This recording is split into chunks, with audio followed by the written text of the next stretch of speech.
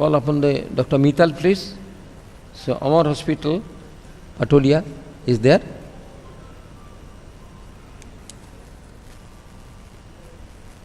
Okay, he is not there. So, in that case, I can Ravi Shankar. Can I call Dr. Ravi Shankar, please? Okay. Again, there is Jayadeva Institute, Bangalore. So, there is also another problem, acute abdomen, need for an interventional cardiologist, renal coil embolizations. Good afternoon, respected dignitaries. I, Dr. K. Ravishankar, working as second year DM postgraduate in Jayadeva Institute of Cardiovascular Sciences, Bangalore.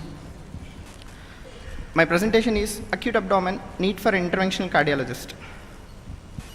24-year-old female presented to us with left lumbar region swelling from past 2 weeks and acute abdominal pain from past 1 week. On clinical examination, the swelling was tender, borders are well defined, smooth, not moving with respiration. She had these facial lesions, adenoma sebaceum, facial angioma from past 10 to 12 years. And she had Ashleaf macules, hypomelanotic macule on the forearm from past 2 years. And shagreen patches on the lumbosacral area on the lower back from past 5 years. Clinical examination, vitals were normal. She had mild pallor. Other system examinations were grossly normal. Investigation showed anemia, 7 gram percentage, microcytic hypochromic type. She was transfused with 2 units of packed RBC in the outside hospital and referred to us. ECG and echo were grossly normal. Other blood investigations, workup was normal. CT scan abdomen done showed heterogeneously enhancing soft tissue density nodules and multiple fat attenuation foci scattered in bilateral renal cortex, suggestive of renal angiomyolipoma, bilateral. There is a well-defined soft tissue density mass which was abutting the left, lower pole of the left kidney, measuring 8.2 into 10.3 into 10.7 centimeters. There is a large hyperdense component within the mass, measuring 8.1 into 6.3 centimeters with a suggestive of active hemorrhage.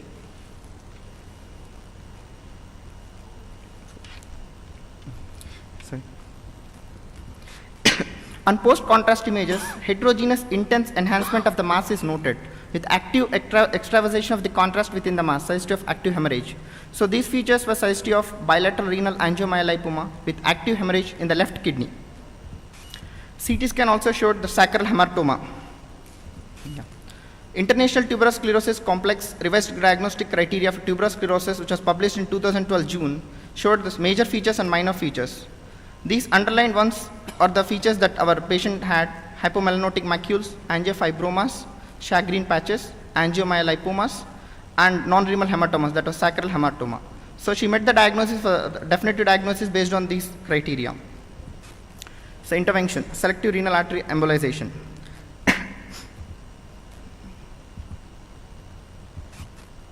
Sorry. So video is not playing. This was a renal angiogram done via right femoral artery axis using 8 French RDC catheter, which showed multiple renal angiomyolipomas in the lower pole of the left kidney with active extravasation of the contrast. This is a still image of the same. Here we can see the renal artery divides into superior and inferior division. This is anterior division, anterior branch, and the posterior division. So majority of the angiomyolopas are located, majority in the lower pole, supplied from the anterior and the posterior division. So, and this was the DSA image of the same. Here at this juncture, our plan was mainly to, if you see carefully, look at the inferior division. There's a branch coming, and there's next to bifurcation. So our plan was to actually distal to the branch and proximal to the bifurcation. We wanted to put a coil there. Initially plan was to put gel foam followed by renal coil.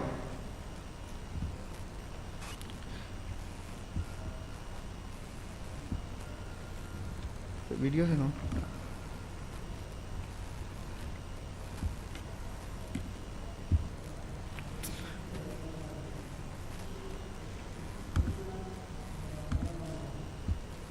Videos are not playing.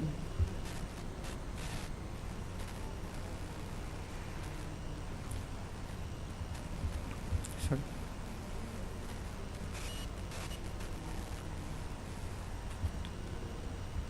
Please take care.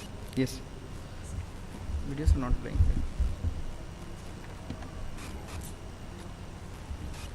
Let me explain. Sorry. So, yeah, gel foam injection. So, using an IMA diagnostic catheter, what we did was selectively cannulated the anterior division and the posterior division. You can see in this pictures, this is playing. So, selectively cannulated the anterior and the posterior division, and we injected gel foam into that. This was the post gel foam image, which is showing majority of the blood vessels are lower in the located in the lower pole of the kidney or obliterated.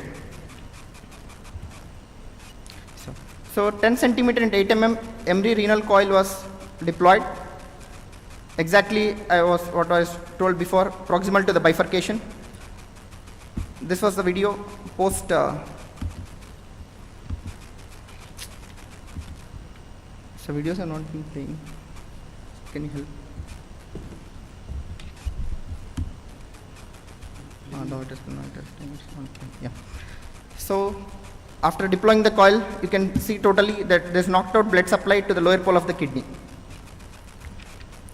This is DSA pre-procedure. It showed significant amount of renal angiomyolipomas, and post-procedure, there almost knocked out blood supply. There is no blood flow into that.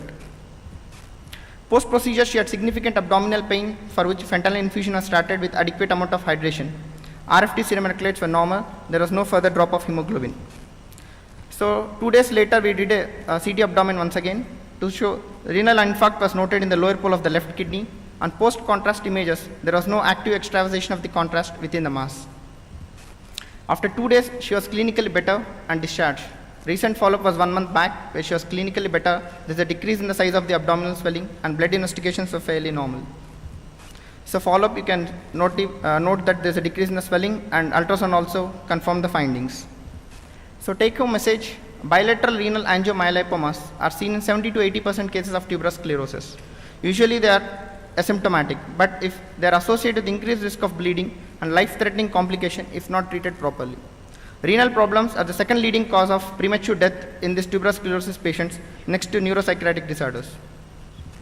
So, selective renal artery embolization by both embolic agents as well as renal coils are necessary to totally knock out the arterial supply to the angiomyolipomas.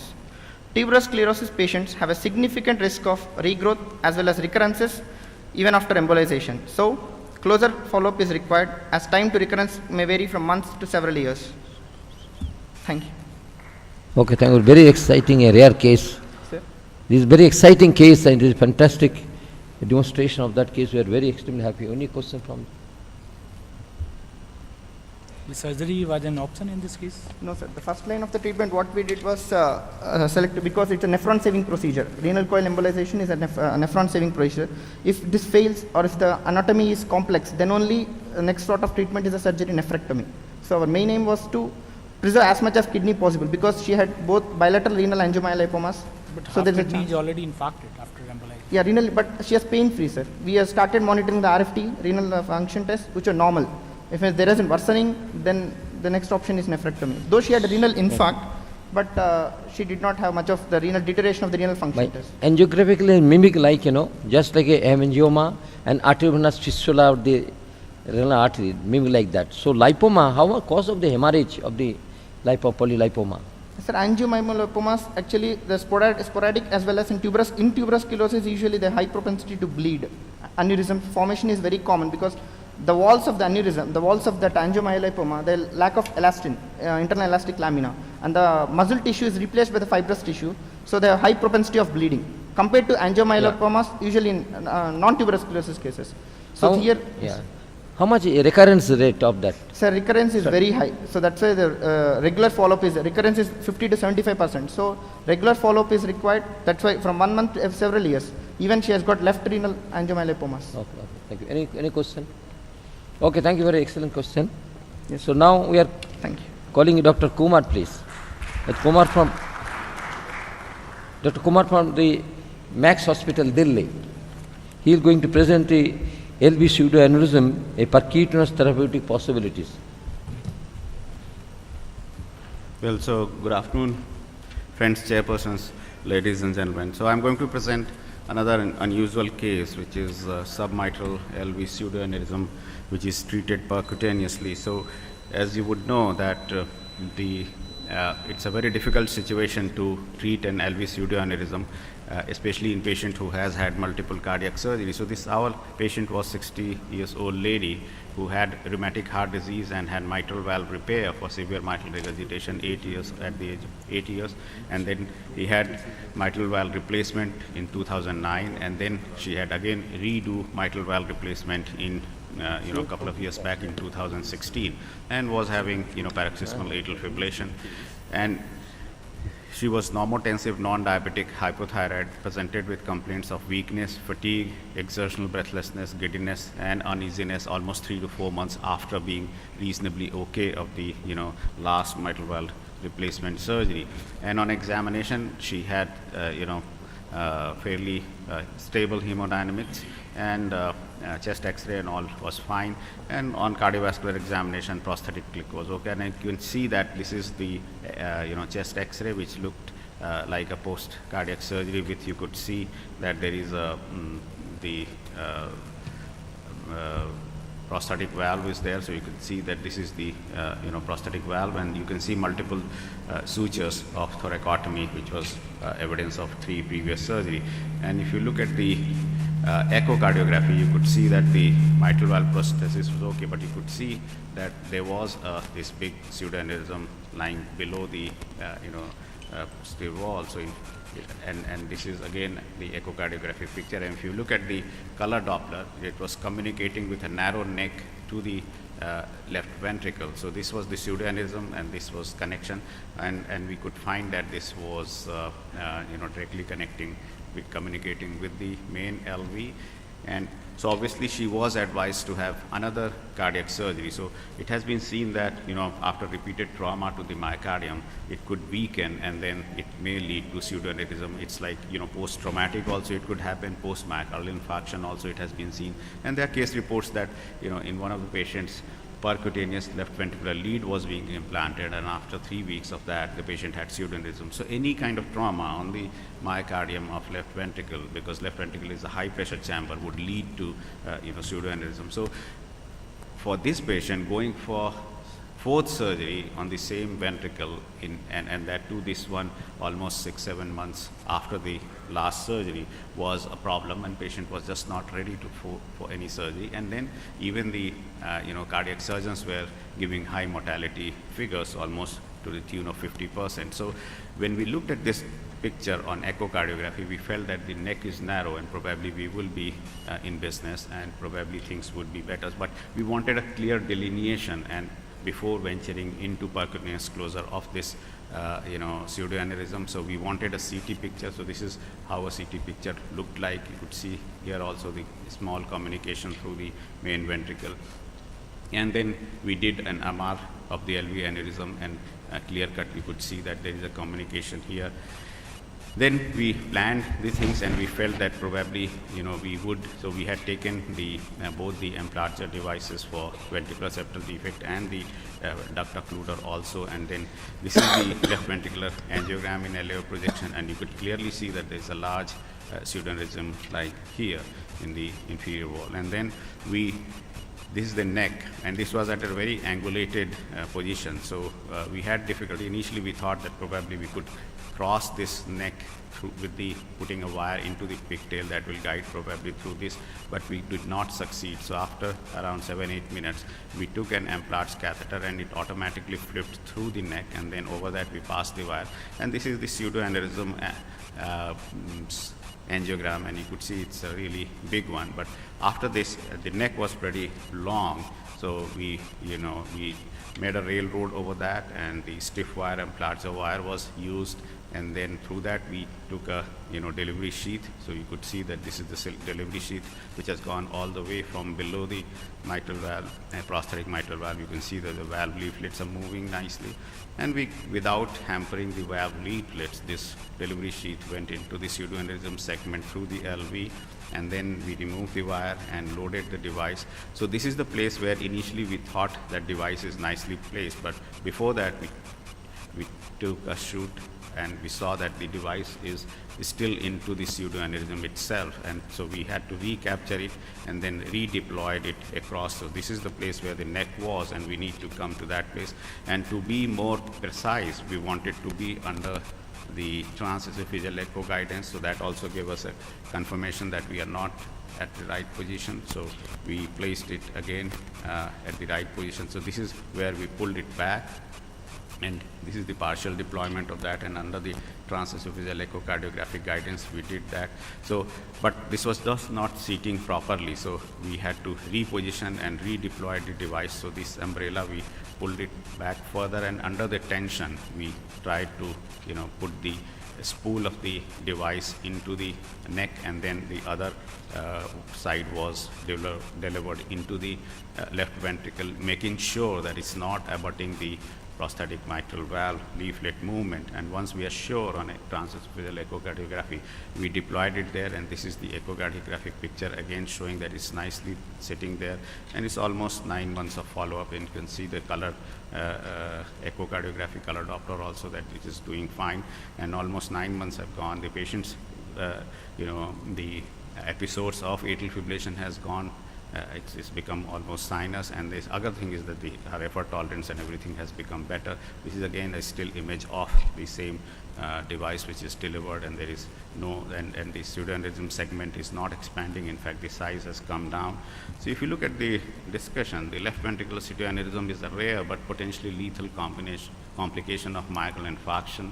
Previous cardiac surgeries, traumas, and infection could be there.